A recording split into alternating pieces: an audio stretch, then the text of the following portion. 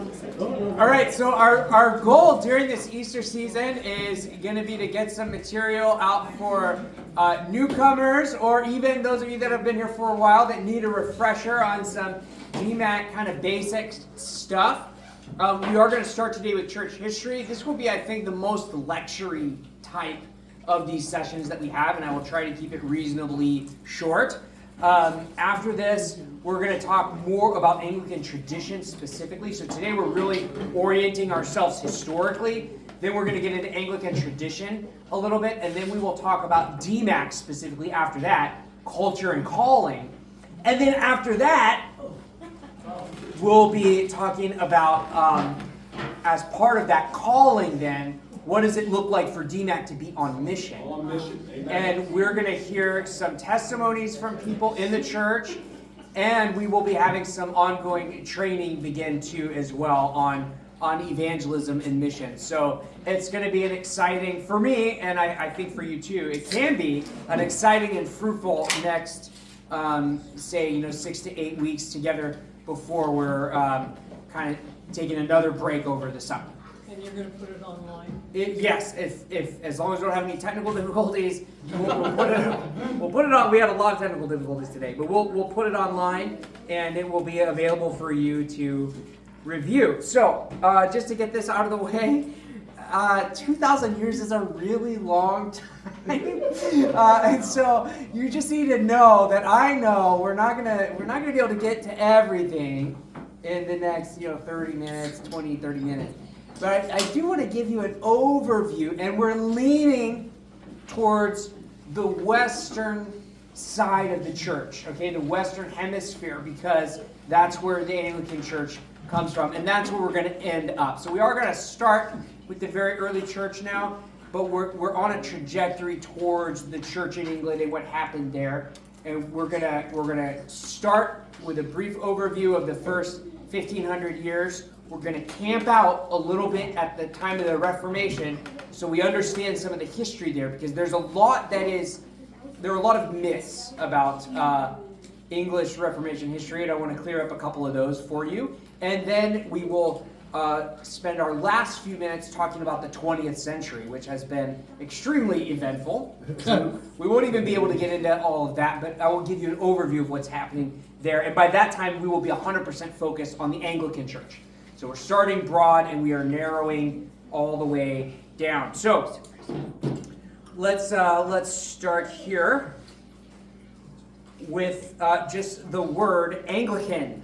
The first thing I just want you to know is that for so long, when we were talking about when the world would think of the Anglican Church, they're not thinking of a denomination. They're just thinking of the church in England. Mm-hmm. That's all it means, is the English church. They're not thinking of a distinct denomination for most of Christian history. In fact, there was really one visible church in a pretty significant way for 1,000 years. Mm-hmm. So from the time of the apostles to about 1054, there was a very unified institutional church that was just called the Catholic Church. And the Catholic didn't mean a denomination at that time. It literally meant universal, or just one church.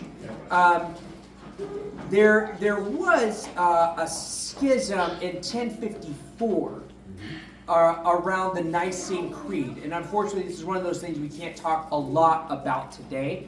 But there were some words that were shifted around or added to the creed by some portions of the Western Church. And because of that, the Eastern Church was like, hey, you can't just do that. You can't just do that without checking with us.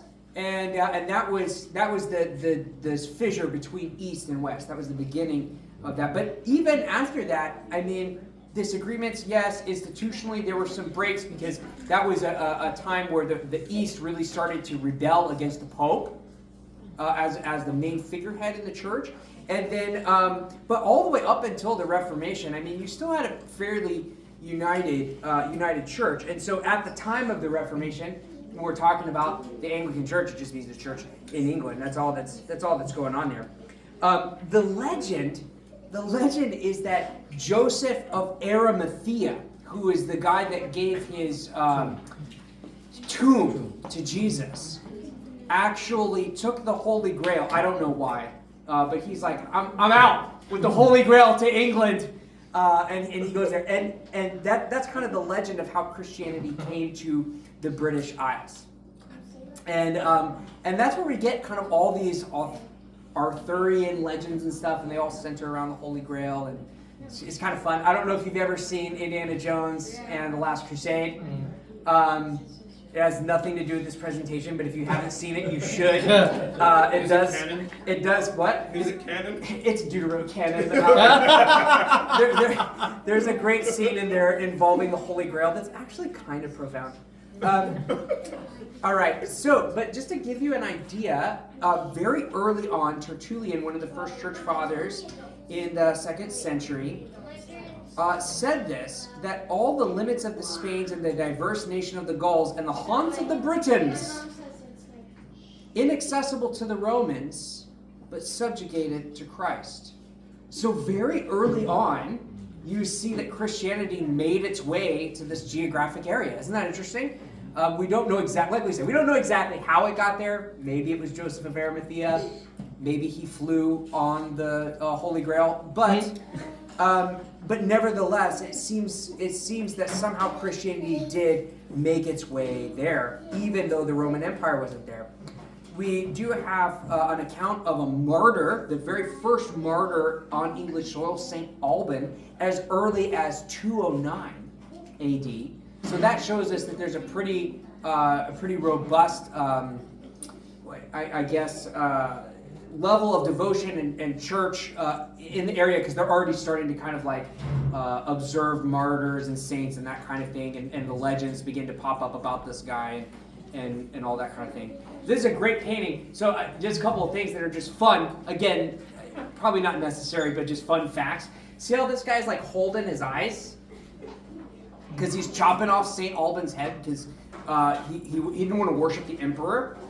And so they were like, well, then, off with your head or whatever. But the legend is that this guy's going to chop his head off. His eyes popped out so that he could not like glory in what he was doing. So he couldn't see the fruit of his labor of chopping his head off. And then the other legends around this martyr are pretty interesting too. That wherever his blood was spilled, like flowers would grow and stuff like that, so that his martyrdom only furthered the natural beauty of the British landscape, the Celtic landscape.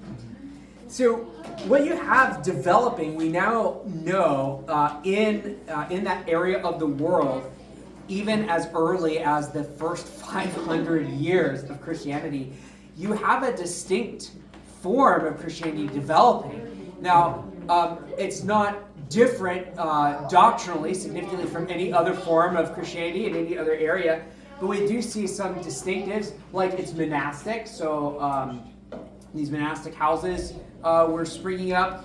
It was missionary. There seemed to be a real zeal for spreading the gospel in this part of the world among the Christians there. It was because of these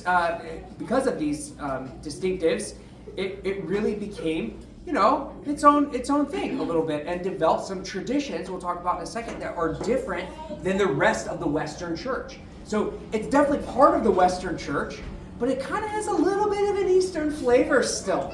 That may be geographic. It may be because of the isolated kind of nature of it.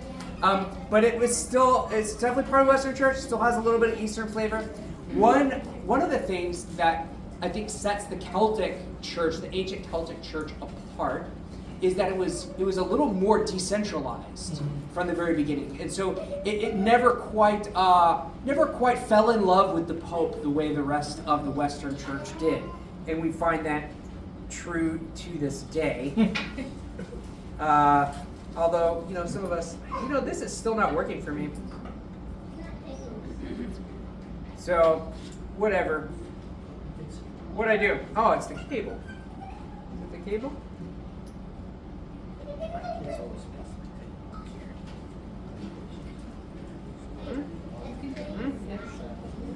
Okay, well, I'm just going to keep going. And you can look at this lovely picture of St. Alban's eyes, or his murderer's eyes popping out the rest of the time. Okay. Oh, okay. Well, I don't know if I can. You could just unplug it. I don't know. If you. Boom. All right. We don't want to. Are the kids disturbed? How's that? Okay. Well, we want to get away from the eyes. But I'll show you this just so you can kind of see the area that we're talking about here. When we really see the rest of the Western Church begin to interact with the Celtic Church, it's when they send this guy Augustine of Canterbury to do missionary work there, because they're just assuming now that these are all just barbaric, pagans or whatever. Well, they get there, and it turns out, oh my gosh, there's all these other Christians here, right? Amazing. And they're like, you know what your problem is, British Christians? You cut your hair wrong, okay? You really should be more like us, which is the traditional kind of monastic thing. Tonsure is what it's called in the West. And in the British Isles, they did the opposite. So they would shave most of the top of their head and leave this part up front. And this was very heretical to Augustine of Canterbury. He sent a report back to Pope Gregory and was like, yeah, these are a bunch of heretics, because they don't do their hair right. And it was kind of like, you guys need to come into greater alignment with Rome. And they decided, because they're British, and even back then they wanted to be very reasonable, they were like, yeah, okay. And so they decided, yeah, we're going to come into a greater alignment with Rome and recognize the Pope and all that. And so because of that, they had to adjust their date of Easter slightly. They had to change the way they cut their hair, and they had to more robustly affirm the papal primacy that had started to become popular. Nevertheless, it never really sat super well. It seems like, on my reading of it, and I am not an historian, okay? Like I'm a lay person on this. I'm just throwing it out there. But it seems to me, based on my reading, that the whole papal primacy thing kind of always rubs the Celtic Church the wrong way a little bit, and they didn't like it. Some evidence for this maybe in the Magna Carta, which is not unusual in its proclamation of kind of rights and that kind of thing. But what is super interesting about it is how it talks about the church, that the Church of England, again, not a denomination, but just the church in England. The church in England shall be free and shall have all her whole rights and liberties. Isn't that interesting? So even before the Reformation, there was a little bit like, hey, don't mess with the church in England. So I find it interesting. So it's not really surprising. Yeah, go ahead. One of the fascinating things about that particular thing is John, King John, the only Yes. John the Worst. Yeah. One of the reasons they were adding that in is he and his father Henry II had been meddling in the Church of England as God's anointed kings. As kings are apt to do. And so they had been really meddling, and it was actually partly in response to the Magna Carta that John went to the Pope and said, can we get this repealed and I will legally be your serf? So it isn't that the barons and bishops of England were just trying to push the king out, and the king went, okay, then I'll have the Pope come in. Mm-hmm. And that lasted until John died because he was the worst and nobody liked him. So, Right on. Thanks for that, Yeah. James. That's super helpful. It is interesting that this is the 1200s. So we had obviously, maybe not obviously, because I haven't talked about the Holy Roman Empire at all. But Christianity had become the official, religion of the Roman Empire in the 400s. And so we see this already here in this the political complexities between the church and the state happening. So it's really not surprising when we get to King Henry VIII that things are as they are. I think one of the things that we need to remember is the political complexity of what was happening. And so it's when we talk about, well, did King Henry VIII, this is a question that comes up all the time, well, didn't King Henry VIII found the Anglican Church? And I think we need to be equipped and ready to say, not really. Not really. He was involved with many women, and I have some notes here that you will see here. But here's the gist of it. He marries his brother's wife. Oh, you guys can't read; it's too small. Sorry. But he marries his brother's wife, Catherine of Aragon. After the wife passed away, she doesn't produce a male heir. So Henry asks for an annulment. This is pretty much par for the course, actually. There's really not a whole lot of reason why that wouldn't have been granted by the Pope in this day and age and the things that were going on. But here's the thing. Pope was under siege currently by Charles V, the Spanish emperor, who happened to be the nephew of Catherine. And Emperor of the Holy Roman Empire. And the Holy Roman Empire, yes. Dude, okay, so Pope and Holy Roman Empire are now in conflict. So it wasn't in the Pope's political interest to grant the annulment.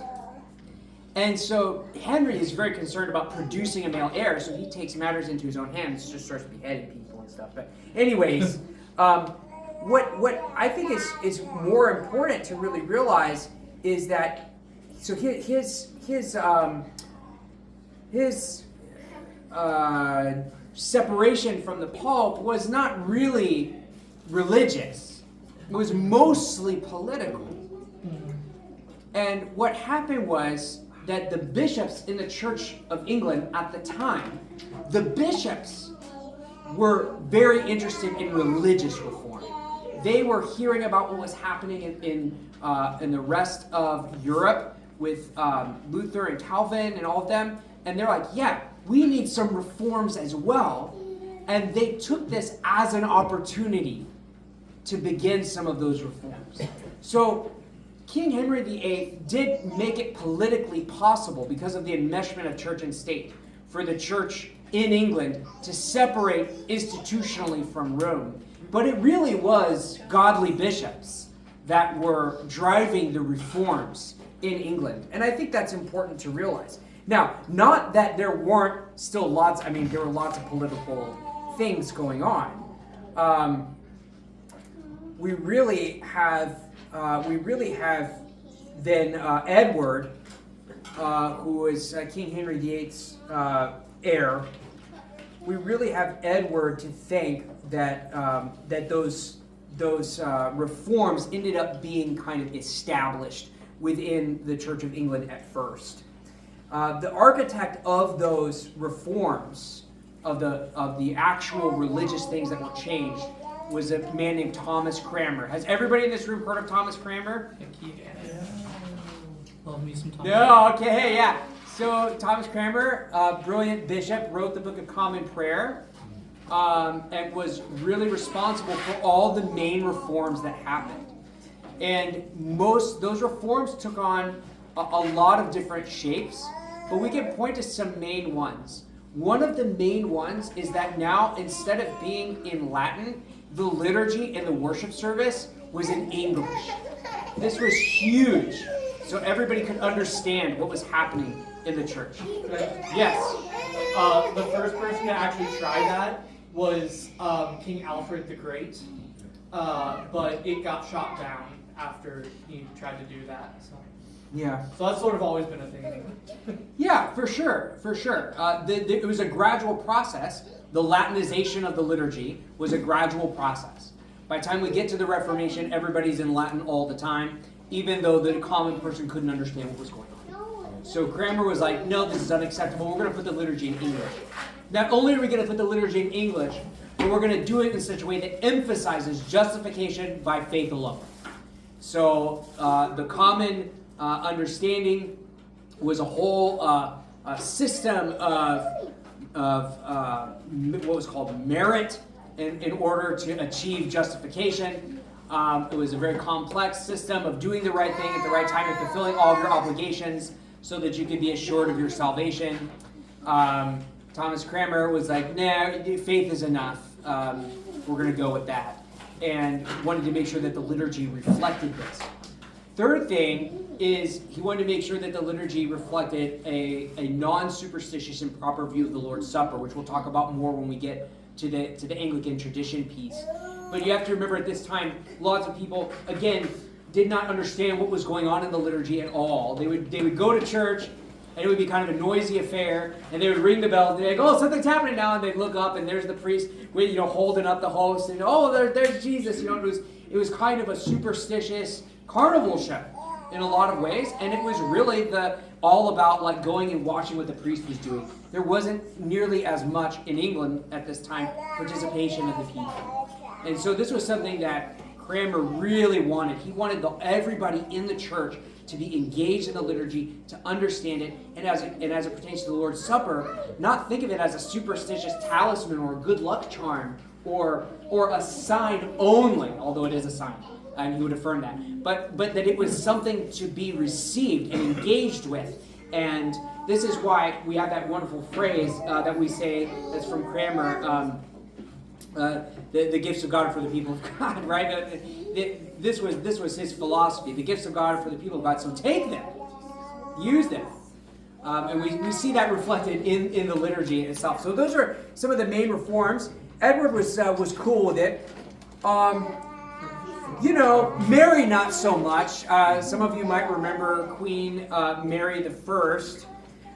She was a Roman Catholic, and so she was not down with the reforms, and quickly switched everything back and started killing people, which is why she's known as Bloody Mary.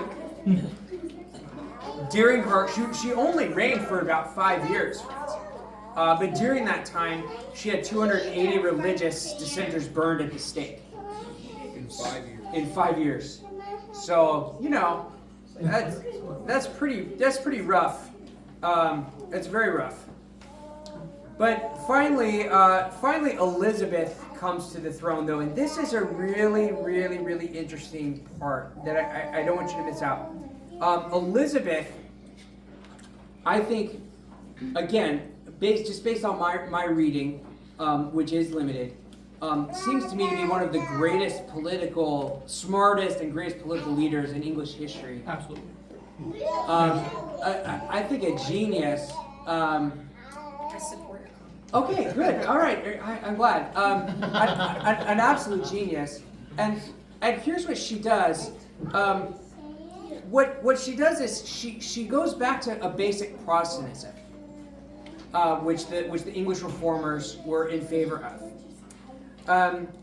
But what she does is she works with Parliament to create two main acts in Parliament. The first is the Act of Supremacy in 1558, which re-establishes the Church of England's independence from Rome. Okay, so she's making that political distinction between the Church in England and Rome. Once again, just making sure everybody knows. Okay, we're not following the Pope. And then the Act of Uniformity in 1559, the next year, which outlined what form the English Church, the Church in England, would take.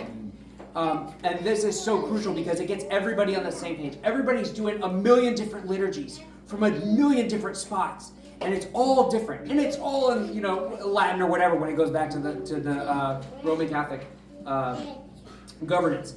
And she says, no, everybody's going to be using the Book of Common Prayer. Like, that's it. That's what you have to do. Now, of course, I'm not in favor of political leaders enforcing religious dictates on us. However, it turned out for the best for England in this case, because now everybody was literally on the same page, and they could begin to hash this stuff out as bishops and as clergy.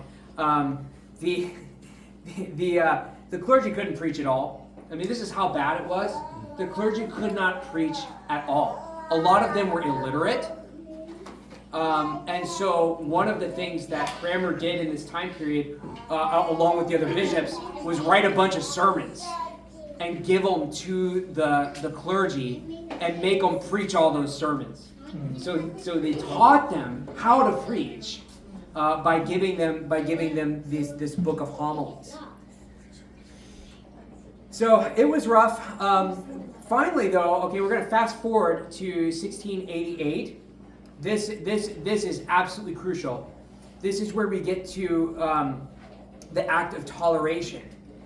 And this is where we get a distinct Church of England. Okay, instead of just the church in England.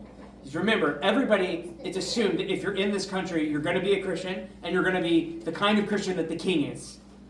Or the ruler, or the queen, right? So you're either going to be a Protestant, or you're going to be Catholic, or whatever. The Act of Toleration says, okay, everybody's still got to be a Christian, and no Catholics allowed, but different kinds of Christians are okay. And that might seem like it is crazy to us today with the level of religious liberty that we enjoy and that we're so grateful for. However, back then, it was a big step. It was a big step to allow other Protestant groups to worship as they saw fit with this one kind of state-sponsored group, which is now the Church of England. And that's how we get a distinct kind of Christian denomination now, the Church of England. Now, the British go and conquer the world, right? So they go out and establish the British Empire. Everywhere they go, they bring the official church with them and establish churches so that the colonizers or whatever that are there have a place to worship. So they establish this. And they also are engaged in some pretty significant missionary movements. And so indigenous people, wherever they go, are converting to Christianity, starting to go to these churches. And as the British Empire begins to constrict, they leave the churches behind. This happens in the United States, and in fact, we were kind of the first one, okay, to challenge the British. The church was not a fan of it. The Anglican Church, was not a fan of the Revolution. And as it constricted, and we beat the British back, and they went home. We're here in America. The Church of England is still here in the United States, but they're not sending any bishops over for confirmations and ordinations and things like that because they're still mad. Okay, and maybe rightly so, right? So what we do is we send this guy Samuel Seabury. This is what America does. The Anglican Church of America. We send this guy Samuel Seabury over to Scotland. And they're okay with it. They're like, yeah, we'll make you a bishop, and then you can go back to the United States, and then you guys will have bishops. And so to this day, if you look at the history of how our Book of Common Prayer has changed over the years, you will notice, if you're a nerd like me, that there is a distinct Scottish flavor to portions of the liturgy.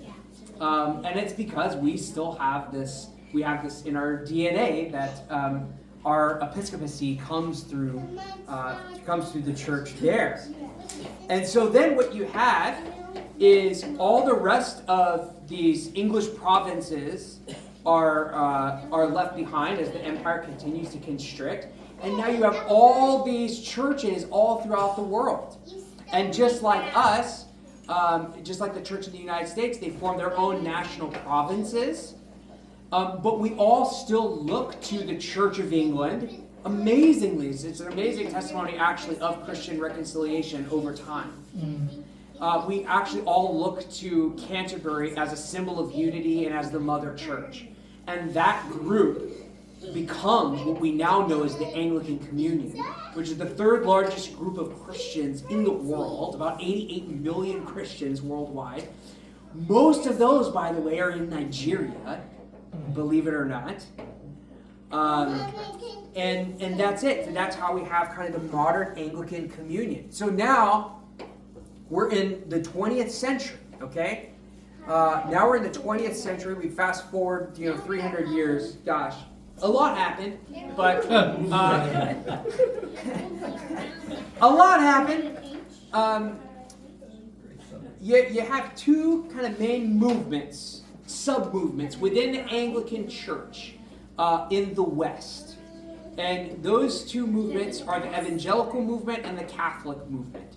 Okay? The evangelical movement could be, is really how we started as a Protestant group, which is a movement that really emphasizes the supremacy of Scripture, rightly so, really emphasizes evangelism, and rightly so. Sometimes at the expense of the sacraments, which is a bummer, and sometimes at the expense of social action.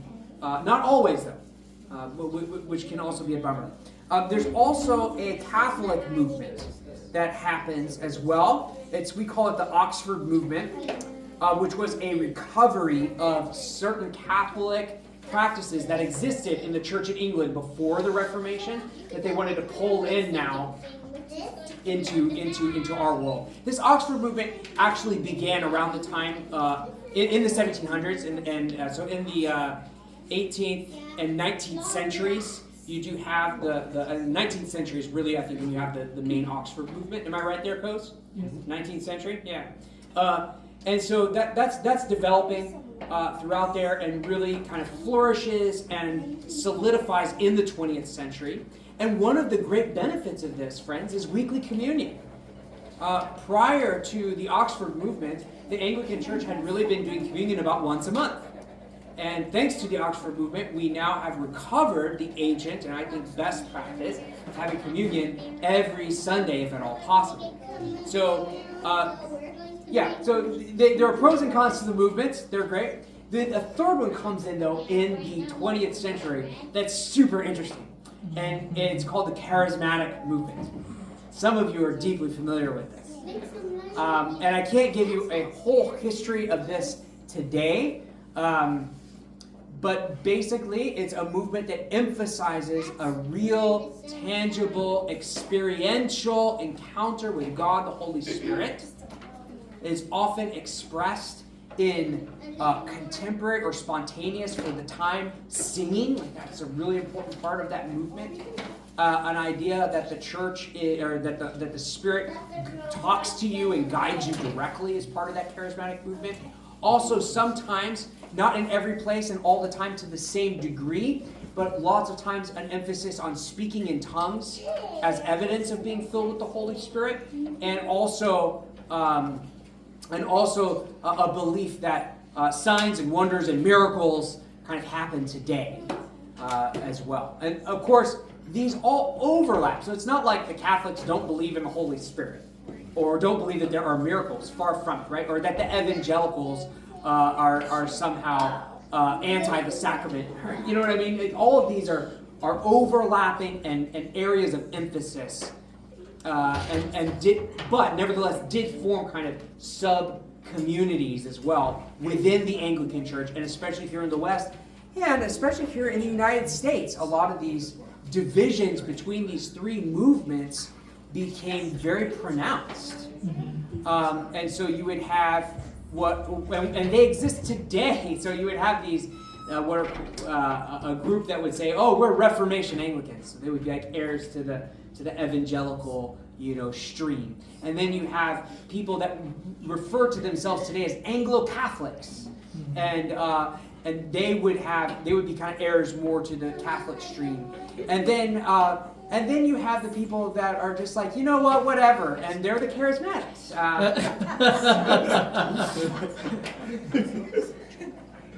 In the 20th century, there were groups. There have been groups that have really tried hard to combine the best of these three together and receive them all faithfully as much as possible. And that movement, we might talk about more next time, but that movement is sometimes called a Three Streams movement. And there are other things that were happening simultaneously to that, but our church stands in that group. Our church was planted in a group that was really trying to bring all three of those movements together in a significant and meaningful way. And there's lots of arguments about how well we did that or are doing that. We'll talk about that more next time, I think. But partly because of these tensions between Catholics, between evangelicals, between charismatics, and they all read the Bible a little differently, let's be honest. Because of that, there began to be a growing tension in the Anglican Church in the United States, which was the Episcopal Church. Oh, by the way, fun fact. You know why it's not called the Anglican Church? Because we weren't British, and that was bad press. That was a bad look. After the Revolution. After the Revolutionary War. You don't want to be that No, Anglican church. no. So we literally just said, yeah, we're the church with bishops. Yeah. We're the Protestant Episcopal Church. Like, that's it. Yeah. And that was distinct from the Roman Catholic Church, which had bishops, and the Eastern Orthodox had bishops. So we're like, no, we're the Protestant Episcopal Church. But all of this is starting to create fractures within the Episcopal Church in the United States. And one of those, another movement in there, in addition to those three that I identified, is a theological movement called liberalism or liberal theology. And that's across the board. I mean, evangelicals are liberal, Catholics are liberal, charismatics are liberal. But that's another player in here, and that also affects how people were reading the Bible and how they were responding to doctrine. And so, one of the symptoms of this is that there were bishops in the Episcopal Church that were really, really strongly challenging and at times even denying historic and core doctrines of the Church of England. And that includes things like a bodily resurrection of Jesus Christ, which is kind of a big deal. And so that was causing a lot of angst within the Episcopal Church. And then compounding that was the whole discussion on human sexuality. That was a big deal. It is a big deal. Continues to be a big deal as well.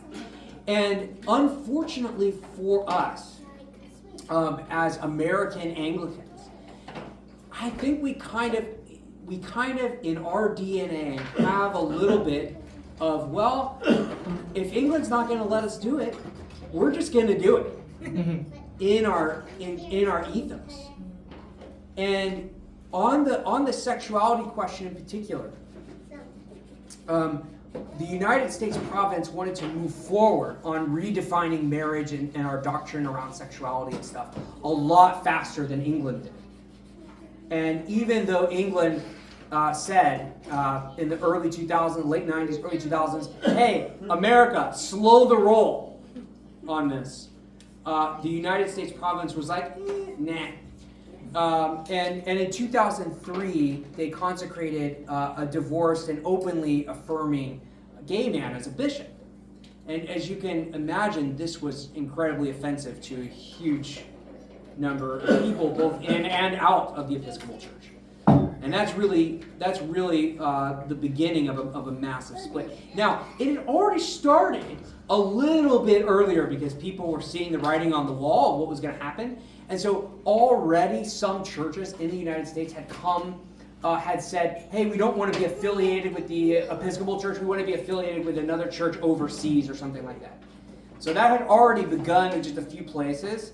By the time we get to 2003, the whole thing breaks wide open.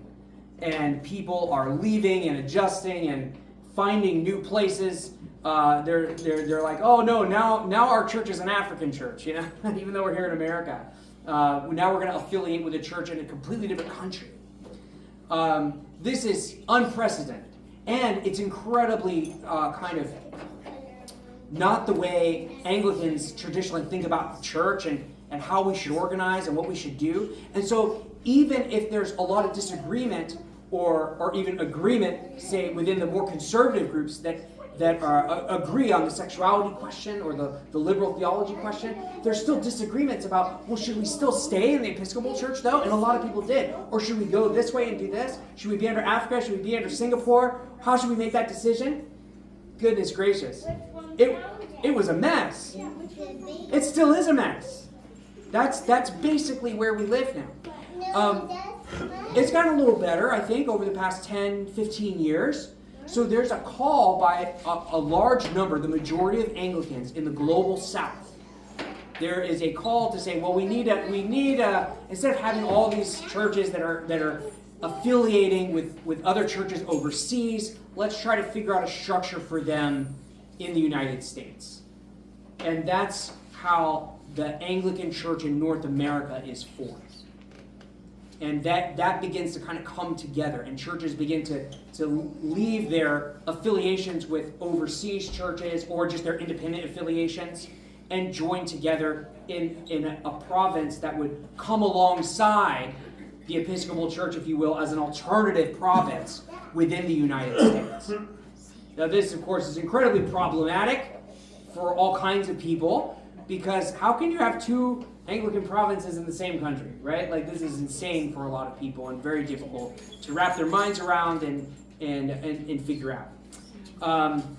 And in fact, some people just didn't want to do it. So our church was part of a group called the Anglican Mission in America. We were one of the first groups to affiliate with an overseas church. The Anglican Church of Rwanda is where we started.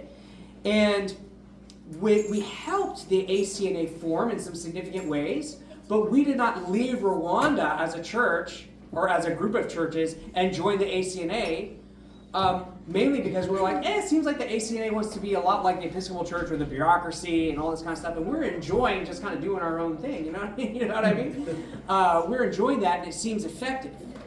And so now you have this province, now you have this thing called the Anglican Mission America, which, by the way, in the time that I was part of it was, what were all the names? It was like a missionary society, an apostolic work, personal prelature.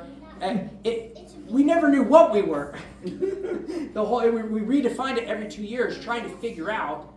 And this is not meant to be a harsh critique. It's just to give you an idea of the complexity and difficulties of figuring out how are we faithful to our convictions, our theological convictions, our ethical convictions, our ecclesiological convictions of how the church should live together.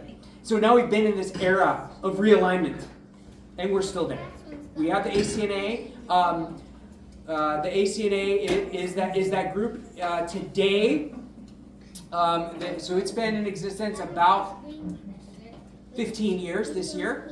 It was formed in 2009. Just to give you an idea of now we're getting into our history as a church. We started with the Anglican Mission America. We were with the Anglican Mission America while ACNA was being formed. There was drama in our group. A bunch of people said, we're going to keep doing what we're doing. We're still going to stay under Rwanda. A bunch of people said, nah, we're not going to stay under Rwanda, but we're not going to join the ACNA. We're going to be a third thing out here. Our church was with the third thing for a little while. This group that was with Rwanda eventually was released by Rwanda into the ACNA as the Anglican Diocese of the Rocky Mountains. Mm-hmm. This group over here that we were a part of disintegrated. And we were kind of like, well, the world is our oyster. We could join because now, it used to be, you were just stuck with the diocese where you were, like geographically, physically. But now, because of airplanes, and the internet, you can join any diocese you want, basically. And so we're like, well, who should we go with, right? And we already had some churches here in town, St. George's and All Souls, which is no longer a church, but they had already been part of what is now the Anglican Diocese of the Rocky Mountains, which is that same group that had stayed under Rwanda for a while. And so we just decided, well, we'll just go in with the Rocky Mountains. I met with Bishop Ken, he was awesome, and that made the most sense. And then when I got there, because remember, AMIA, Anglican Mission America, and Diocese of the Rocky Mountains were one group, right? Mm. And so when I got to the Rocky Mountain Diocese, I was like, oh my gosh, like it's the same thing, only healthy. This is awesome. This is awesome. So I felt really good about that, for our local church. It was the right move. And here we are. That's it. How long was that, guys? That was 30-ish minutes. 30 minutes, 2,000 years, 30 minutes. We missed a lot. Didn't talk a lot about Constantine. I know. But I felt that. you love it. Okay, but as it pertains to Anglican history, our historical connections, and this local church's historical connections, are there any questions that I can answer before we go? If people like to read more on this, where do you get your information? Because, Internet blogs. No. Yeah, there have been a couple of attempts to document this. And I haven't really read any of them that I liked a lot. So I don't, come talk to me, you'll get my version. And I can point you to a couple other perspectives as well. Yeah. How does the ACNA, and I guess in particular our church, stand in relation to the current Episcopal Church in America? Nobody knows. Okay. Good to know. Here's the thing. A big question is that everybody has is the ACNA part of the Anglican Communion? Mhm. Traditionally, we only have one province per country. Mhm. So, how does this work? And the answer is that the Anglican Communion is a complex, decentralized structure that recognizes people by inviting them to conferences and by giving membership cards. Right. And on that level, we are neither, as the ACNA has neither been invited to conferences as voting members, although we have been invited as observers, nor have we been given a membership card.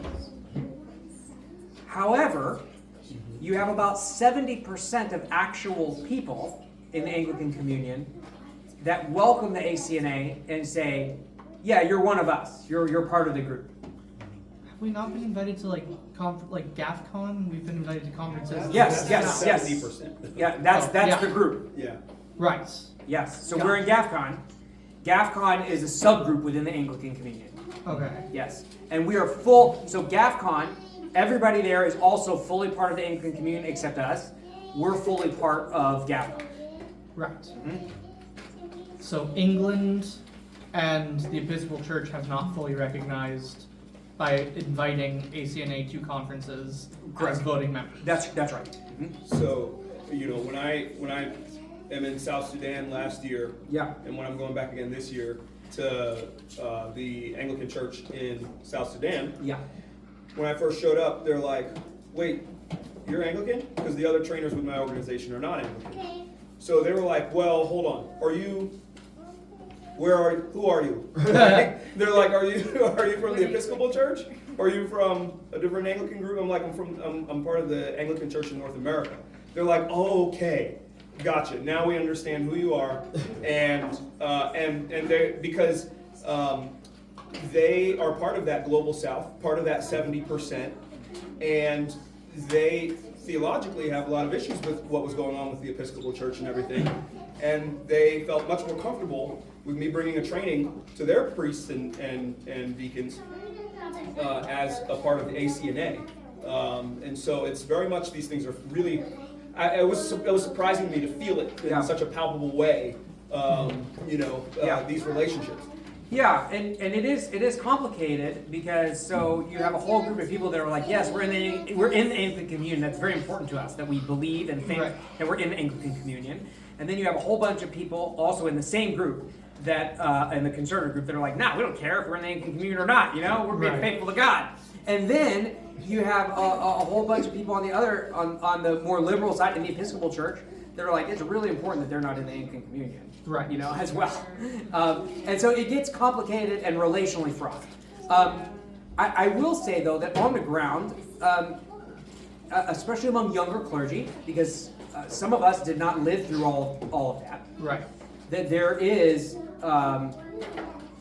there is reconciliation happening.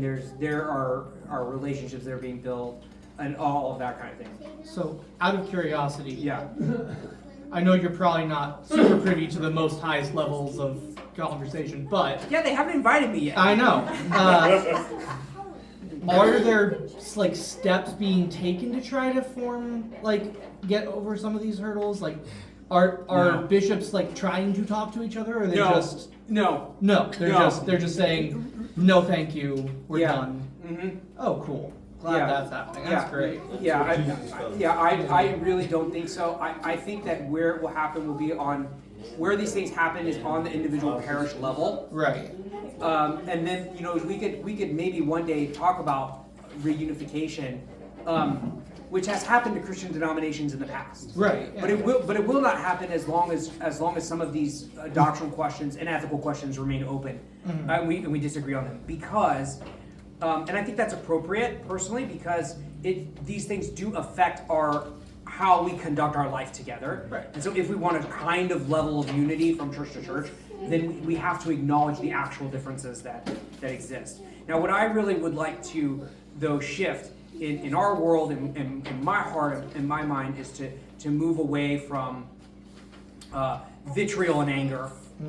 And I think that this has existed. And I know, like, when you are hurt, and a lot of conservatives were very hurt in the break, and a lot of liberals on that side were also very hurt in the break.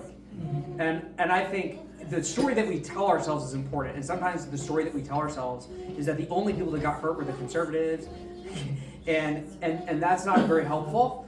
And we have made a whole group of people, the Episcopal Church, sometimes out to be like the enemy. And I don't think we can continue to tell ourselves that story because the more and more I delve into the history and talk to people that were there, the more I realize people were hurt on all sides. It doesn't mean that there's not a right and a wrong answer to the questions or a more biblically faithful answer, but it does mean that there should be forgiveness on all sides for some things that were said and done. Yeah. And Battle's not a question. yeah, and I really want to be a part of that, and I would love our church to be a part of that in meaningful ways. It doesn't mean that we have to affirm everything about the Episcopal Church or that we require they do that for us either. Yes, Brian. For some of them who are new here, then, Yes. how would you introduce us to the new people then? Because I'm kind of hearing a little bit of how me and my mom, as Native people, I'm Yeah. hearing how I would introduce myself. Yeah. I would introduce, my name is Brian Myron. My parents are Elmer and Nadinia Myron. Yeah. My grandparents are Lee and Mary Thomas. Yeah. From Third Mesa. Yeah. We're the clan. Yeah. And I think that's kind of what I'm hearing for our Desert Mission Anglican Church. We're Desert Mission Anglican Church. We're a part of the Diocese of the Rocky Mountains. We're with ACNA, who was once part of AMIA. How would you do that introduction then? Just Yeah, today. I would do that, and then I would be which was once part of the church in England, which was once part of the Gregorian Mission, which was I'm just kidding. which was once part of the One Holy Catholic and Apostolic Church. We still are. We're still part of the. Still part of that. Still part of that. I know I did that on purpose. Thank you. Yeah, but okay. Well, let me answer for real. I think the easiest thing is one, realize that we have internally first, we have an ecclesiological identity that is complicated. And so we need to own that, but also realize that is not the most important identity that we have. Right. The most important identity that we have ecclesiologically is that we are part of Christ's church. Yes. And we keep that, at the deepest part of our heart. And then after that, we just say, sometimes I've literally said, well, it's complicated, but we come from the Church of England. And usually that helps people get a general idea of what that means. And I will say, really briefly, I will say, yeah, we're part of the Church of England in the United States. And even though the Church of England, we have a fraught relationship with the Church of England. Yeah. But at the same time, like, we love them. I don't know. I have lots of friends, and I feel we're part of each other. We're still part of each other, even though we're in impaired communion right now, for sure. Okay, Sarah, you had a question or thought? Yeah, it was kind of answered in your last little tidbit. Yeah. Okay. But my question was, when you do pray the creed, Yeah. in light of all of this Yeah. disjointedness, like what, and you can answer personally or Yeah. officially, like Yeah. what is in your mind and heart when you pray one holy Catholic and Apostolic Church? Like what is that in light of all of that? Yeah. So good. I'm definitely not just thinking about the Anglicans. Amen to that. You know. So yeah. So we talk about one holy Catholic apostolic. So I am thinking those are what we call the 4 marks of the church, and I am confessing that the true church, wherever it is to be found, contains those 4 marks. That it is objectively, regardless of what we're doing out here, objectively it is one in Christ. Second, that it is holy, that it has been set apart by God for a specific purpose in this world. That it is Catholic, that is to say that it comprehends all kinds of people everywhere, throughout all time. And that it is apostolic, that it is in continuity, teaching-wise and ethos-wise, with the teachings and writings of the apostles as they are recorded in Holy Scripture. And when I say that in the creed, I'm confessing that I believe those 4 things are true, and I'm giving thanks to God that those 4 things are true, and I'm praying for grace that I will manifest those 4 marks in my own life and in the life of this community, that this community will manifest those 4 marks. I think it's important to remember or to explain that when we say Catholic, it's a small c. That's Because right. It's worldwide, and people Yes. outside of us don't understand that. That's right. We're not referring to the other Christian denomination called the Roman Catholic Church, which uses the capital C. uses the capital C. Yes. But people hear the word Catholic, Yep. meaning that we, Yep. Esther and I were raised in the Yeah. Catholic as Yeah. children, Yeah. and then even Mary Yeah. at St. Mary's Cathedral. Yeah. It's kind of based in the body. And so when they hear a Catholic, boom, you're automatically put in the Roman Catholic. No, think about it. Universally, you could say you're Protestant or whatever. Christ Church. This is a universal church of Christ. Yep. And that's what people, even in the Roman Catholic, we were there for many years, 20 years. From the time we were born till about 20, we were married. And none of that was explained. Yeah. And then we find out later that, wait a minute, this is Christ Church. Yeah. They wanted to keep that Roman big C Catholic. Yeah. Well, and to be fair, it has become shorthand to talk about the Roman Catholic Church as the Big C Catholic Church and capital R Roman Catholic.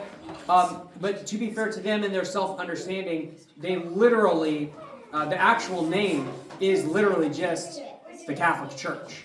And they literally believe, to be fair, that that institutionally, that's it. They're it, And so I think that, to be fair to them, we don't agree as Anglicans.